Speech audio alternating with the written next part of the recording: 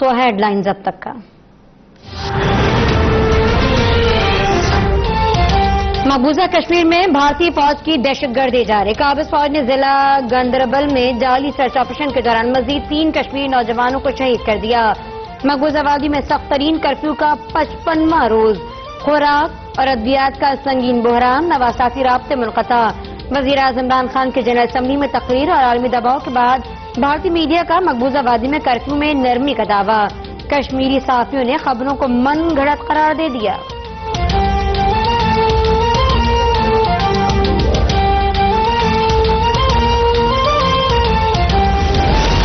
They revoked Article 370, which gave Kashmir the special status. They got an extra 180,000 troops there.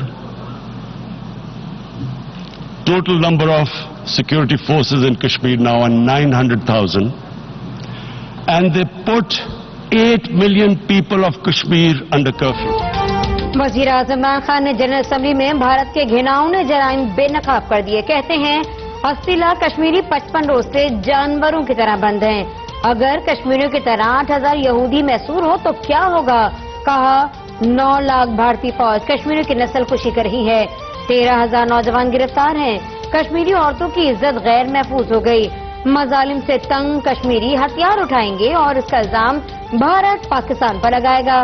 یہ وقت اقوام متحدہ کی آزمائش ہے۔ کشمیریوں کو وعدوں کے مطابق حق خود ارادیت دلوایا جائے۔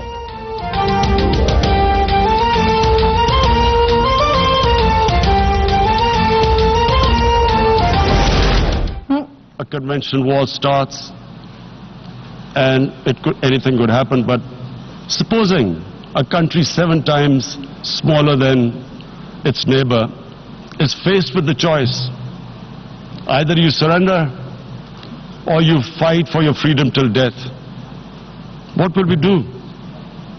I ask myself this question. And my belief is, La ilaha illallah, there is no God but one. And we will fight. مسئلہ کشمیر پر 2 ایٹمی طاقتیں آمنے سامنے ہیں۔ بھارت بڑا ملک ہے لیکن جنگ ہوئی تو آخری دم تک لڑیں گے۔ جب ایٹمی طاقت آخری حد تک جاتی ہے تو اثرات پوری دنیا پر پڑتے ہیں۔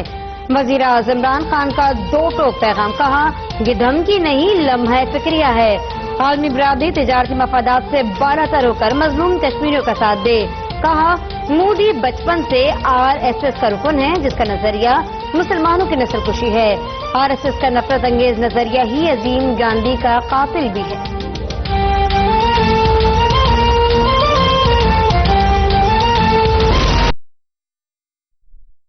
اب نبی کریم صلی اللہ علیہ وآلہ وسلم کی شان میں گستاخی مسلمانوں کے لیے ناقابل قبول ہے۔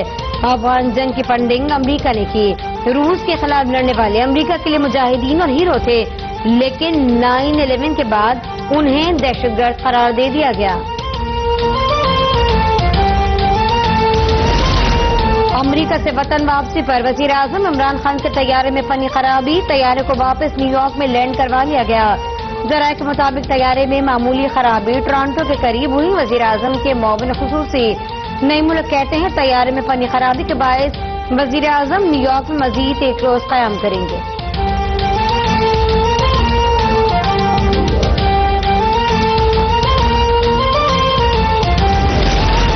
چینی وزیر خارجہ نے بھی اقوام متحدہ میں مسئلہ کشمیر اٹھا دیا۔ جنرل اسمبلی اجلاس سے خطاب میں وانگ جی نے پاکستانی موقف کی تائید کر دی۔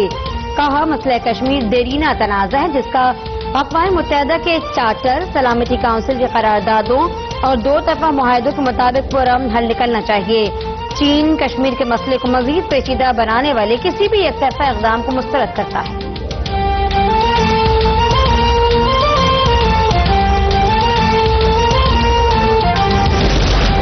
امریکہ نے بھی بھارت سے مقبوضہ کشمیر سے فوری کرفیو ہٹانے کا مطالبہ کر دیا۔ امریکی معاون وزیر خارجہ ایلس ویلز کا بھارتی فوج کے ہاتھوں مقبوضہ وادی میں انسانی حقوق کی پامالیوں پر اظہار تشویش، گرفتار کشمیریوں کی فوری رہائی یقینی بنانے پر زور۔ کہا پاکستان کے لیے بہت اہم وقت ہے۔ FATF سے متعلق پاکستان کے مثبت اقدامات کا جائزہ لیں گے۔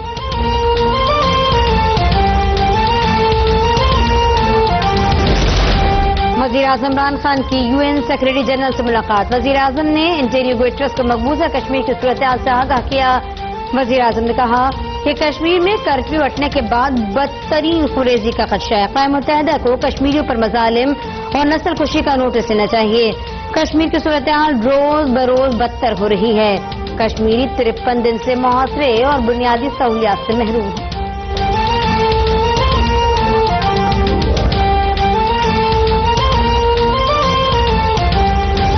न्यूयॉर्क की फजा कातिल कातिल मोदी कातिल के नारों से गूंज उठी। मोदी के जनरल असेंबली इजलास से खिताब के दौरान अक़वाम मुत्तहिदा के बाहर जबरदस्त एहतजाज, अमरीका भर से पाकिस्तानियों, कश्मीरियों और सिखों के मुजाहरे में शिरकत। मोदी मुखालिफ एहतजाज में खवातीन और बच्चों की बड़ी तादाद मौजूद।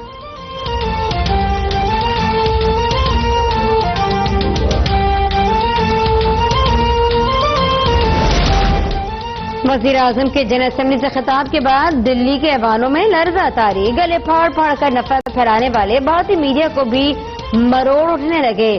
कप्तान के ताबड़तोड़ बाउंसर्स का तोड़ न मिलने पर भारतीय मीडिया ने रोना धोना शुरू कर दिया और बचकाना एतराज उठाया कि पाकिस्तानी वज़ीर आज़म ने इतनी लंबी तकरीर क्यों की।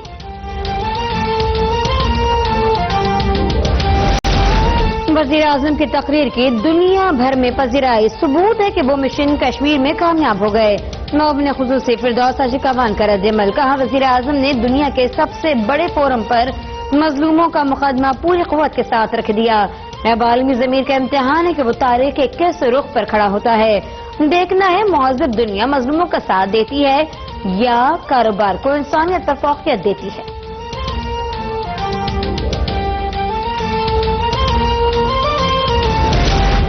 वज़ीर आज़म इमरान खान ने कल आलम इस्लाम की तर्जुमानी की। फजल रहमान का नामूस रिसालत का केस खुद इमरान खान ने बड़े प्लेटफॉर्म पर लड़ा। मौलाना फजल रहमान अब फैसले पर नज़रसानी कर लें। वज़ीर रेलवे शेख रशीद की लाहौर में प्रेस कॉन्फ्रेंस, कहा कश्मीर का केस जिस अंदाज से पेश किया गया तारीख याद रखेगी। तमाम अपोजिशन कश्मीर इशू पर वज़ीर आज़म इमरान खान के पीछे खड़ी हो गई। कहा मेरी लाइन शहबाज शरीफ के साथ फिट है, शहबाज शरीफ के अलावा मेरे किसी से कोई राब्ता नहीं।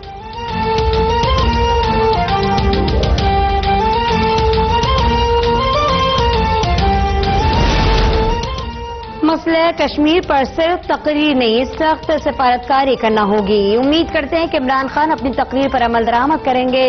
हुकूमत मसले कश्मीर पर ठोस कदम उठाए, अपोजिशन 2 कदम आगे खड़ी हो गई। नीगी रहनुमा एहसन इकबाल की लाहौर में गुफ्तगू, कहा इमरान खान तकरीर के पुराने फनकार हैं, लेकिन अपनी हर तकरीर के बाद उन्होंने यू टर्न लिया। इमरान खान की सिफारतकारी जीरो रही। इमरान खान की टीम ने चीन के अलावा किसी मुल्क का दौरा नहीं किया।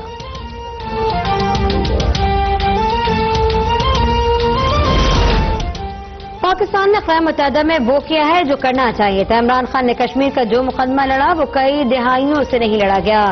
बिलावल भुट्टो इससे बेहतर मुकदमा पेश कर सकते हैं तो कर लें। पीटीआई रहनुमा असद उमर की मीडिया से गुफ्तगू, कहा इमरान खान ने मगरिब को जो आईना दिखाया उसकी मिसाल पहले नहीं मिलती।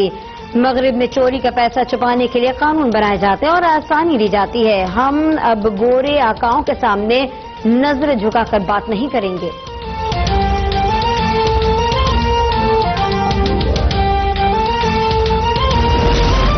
वज़ीर आज़म ने अक़वाम मुत्तहिदा के फोरम से दुनिया को मौसर पैगाम दिया। वज़ीर आज़म की तकरीर गैर मामूली नौयत की थी। कश्मीर पर आलमी जंग अब शुरू हुई है। कश्मीर में रेफरेंडम से कम कुछ भी नहीं चाहिए। हुर्रियत रहनुमा यासीन मलिक की अहलिया मशाल मलिक का तकरीब से खिताब, कहा हमें आलमी सतह पर पैगाम देना है कि कशीदगी आगे बढ़ी तो दुनिया के अमन को खतरा होगा।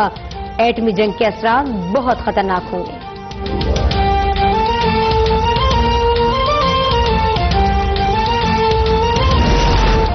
आजाद कश्मीर में मीरपुर शहर और गिरदनवा में शदीद बारिश, ज़लज़ले से मुतासर इलाकों में अवाम को शदीद मुश्किलात का सामना। जनियाल, मदीना टाउन और चतपड़ी में मुतासिन को टेंट्स की कमी का सामना। मुतासिन हुकूमती इमदाद के मुंतज़िर।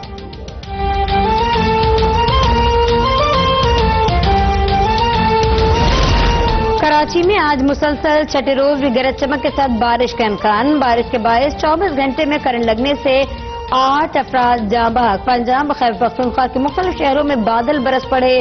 लाहौर में बारिश के बाद गर्मी का जोर टूट गया। गुजरावाला, मियावाली, चिन्योट, नारोवाल, पिंडी भटिया, हाफिजाबाद, कलरकाहार और चकवाल में बारिश हुई। सौबी और मर्दान में भी गरज चमक के साथ बादल बरस पड़े।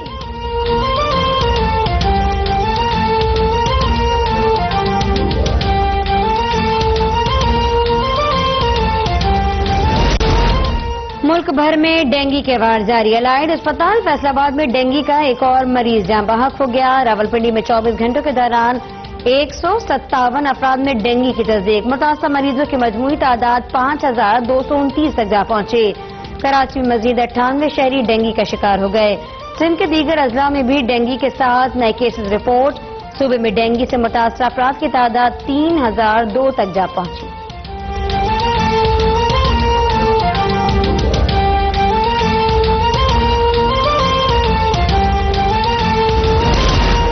سندھ میں پولیو کا ایک اور کیس سامنے آ گیا. ضلع کوٹری کے رہائشی 2.5 سالہ بچے میں وائرس کی تصدیق. بچے کو تمام ویکسین دی جا چکی. سندھ میں رواں سال پولیو میں مبتلا ہونے والے بچوں کی تعداد 7 ہو گئی. کراچی میں 3, حیدرآباد 2, لاڑکانہ کوٹری سے ایک پولیو کا کیس سامنے آیا.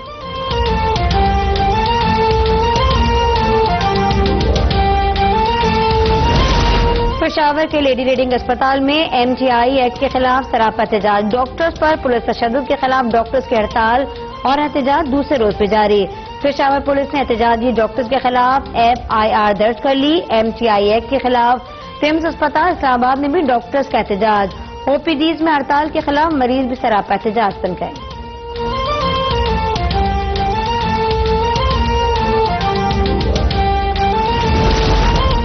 احتساب عدالت لاہور میں پیراگون اسکینڈل کیس کی سماعت. خواجہ برادران کے جوڈیشل ریمانڈ میں 3 روز کی توسیع. عدالت نے خواجہ برادران کو 1 اکتوبر کو دوبارہ پیش کرنے کا حکم. انسداد منشیات عدالت نے رانا ثناء اللہ کے جوڈیشل ریمانڈ میں 4 روز کی توسیع کر دی. آئندہ سماعت پر MD Safe City Authority record سمیت طلب.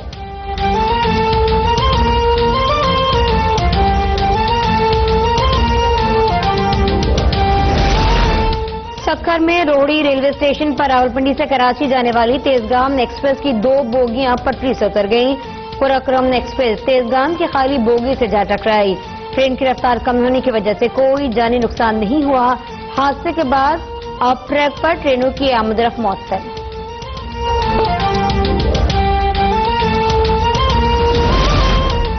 افغانستان میں صدارتی انتخابات کے لیے پولنگ جاری. افغان صدر اشرف غنی, گلبدین حکمت یار اور عبداللہ سمیت 15 امیدوار میدان میں. جلال آباد اور قندھار میں پولیس اسٹیشن کے باہر دھماکے. ایک شخص ہلاک, 15 سے زائد زخمی ہو گئے. پاکستان نے ترخم سرحد 2 روز کے لیے بند کر دی. بارڈر کے دونوں اطراف سیکورٹی کے انتہائی سخت انتظامات.